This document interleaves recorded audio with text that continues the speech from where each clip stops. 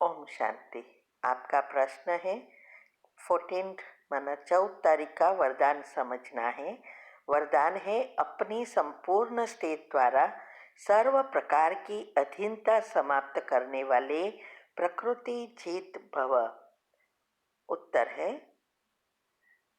देखो, प्रकृति जीत बनना अर्थात प्रकृति की माना 5 तत्वों की हर एक चीज, वस्तु, व्यक्ति, वैभव, जो कुछ चीजें इस आंखों से दिखाई देता है उस पर जीत प्राप्त करना अर्थात संपूर्ण संतुष्टता, इसको कहा जाता है अधीनता से मुक्त। तो अपनी जितनी संपूर्ण स्टेज होगी उतनी हम उच्च पद के लायक बन सकते हैं, पहले जन्म में आ सकते हैं। तो संपूर्ण स्टेज पाने के लिए पहले हर एक चीज को मन और बुद्धि से भूलना होता है, डिटेच होना होता है। और ये स्टेज जितनी हमारी धारणाएं होगी उतनी ये नेचुरल होती जाएगी। और साथ साथ ये स्टेज बनाने के लिए हमारे पॉजिटिविटी और योग जितना बढ़ेगा उतनी आत्मा में शक्ति आएगी। और आत्मा जब शक्तिशाली बन जाती है तो उसके हाथ में सारा कंट्रोल इंद्रियों वश में हो जाती है।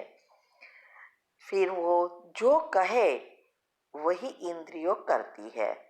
आंखों को कहे ये नहीं देखना है तो वो नहीं देखेगी। देखते हुए नहीं देखना, सुनते हुए नहीं सुनना, ये स्टेज हो जाती है। फिर कितना भी कोई कुछ भी करे हमें असर नहीं होती है। तब हम अंतिम समय जब 5 तत्व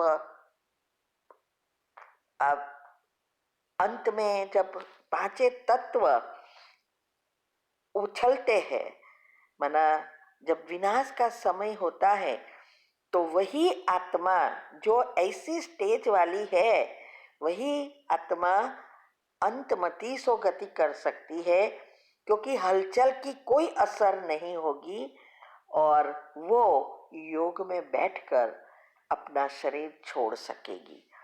इसीलिए ये स्टेज बनाना ही सारा पुरुषार्थ है।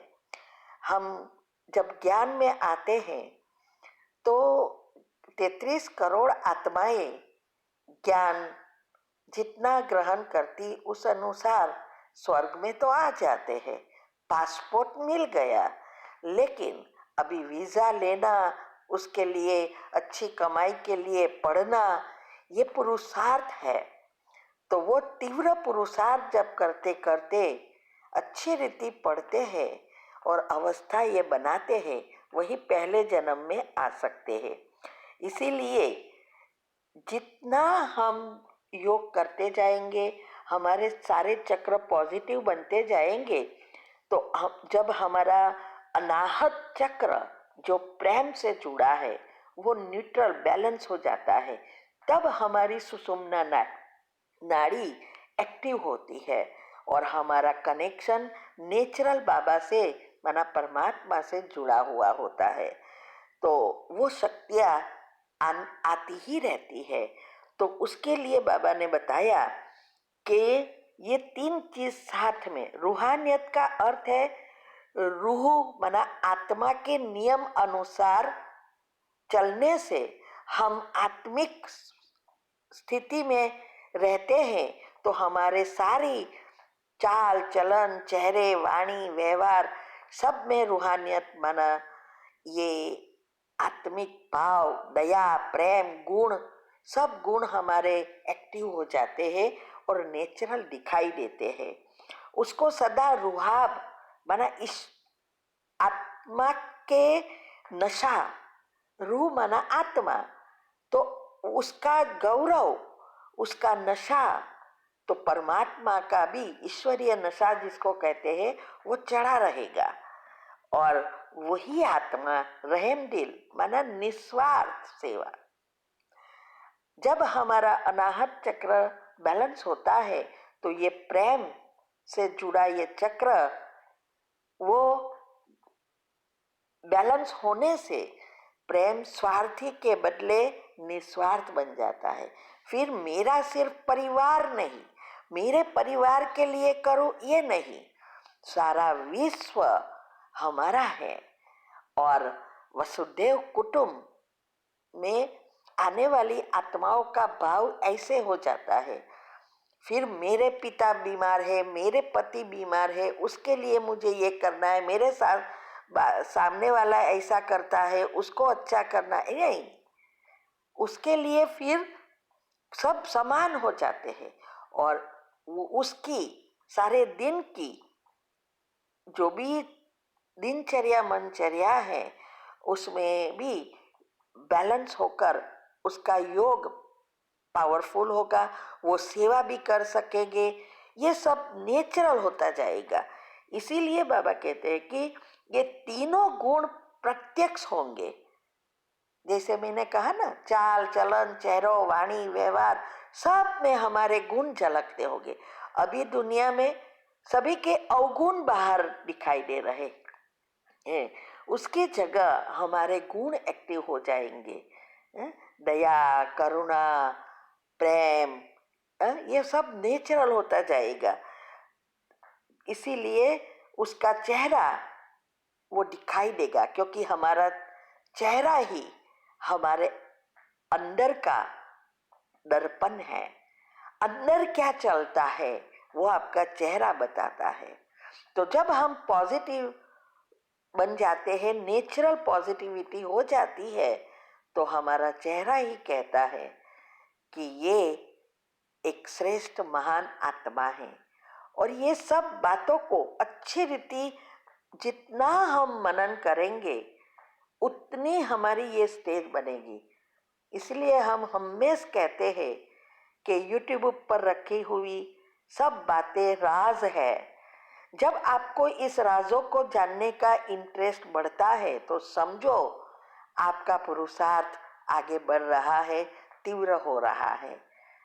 बोर हो जाते हैं माना अभी तक पुरुषार्थ ही है। तो ये YouTube चैनल का नाम है शिव शक्ति मेडिटेशन बीके कुसुम। फिर उसमें सब्सक्राइब करो तो प्ले लिस्ट में जाएंगे, उसमें सब ग्रुप वाइज रखा है। तो ये जब आप उसको समझने का प्रयत्न करेंगे, जितना पॉजिटिव बनेंगे उतना ये अवस्था बनती जाएगी।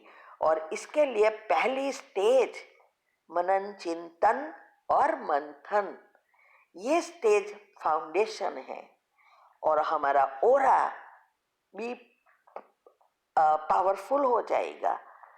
हमारी जो सूक्ष्म शरीर के वाइब्रेशंस सारे विश्व में फैलेंगे, क्योंकि सुषुम्ना नाड़ी एक्टिव होने से हम बाबा से जुड़ जाते हैं।